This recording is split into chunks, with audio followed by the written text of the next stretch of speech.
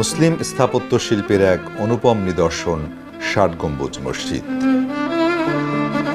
হযরত খানজাহান আলী রহমাতুল্লাহ আলাইহির শ্রেষ্ঠ কীর্তি ৬০ গম্বুজ মসজিদ।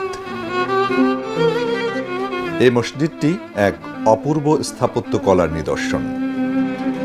পিরোজপুর রূপসা মহাসড়কের পাশে খানজাহান আলী রহমতুল্লাহ আলাইহির কবর থেকে প্রায় ১.৫ মাইল উত্তর পশ্চিম দিকে সুন্দরঘোনা গ্রামে এই মসজিদটি অবস্থিত।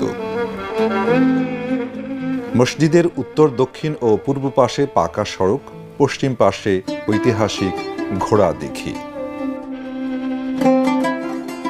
স্থাপত্য কৌশল আর লাল পোড়ামাটির উপর সুনিপুণ লতাপাতার অলঙ্করণে নানা রূপে কারুকার্য খচিত মসজিদের ভিতর বাইরে অভাবনীয় সৌন্দর্যের সমাবেশ ঘটেছে। বাংলাদেশে এত বড়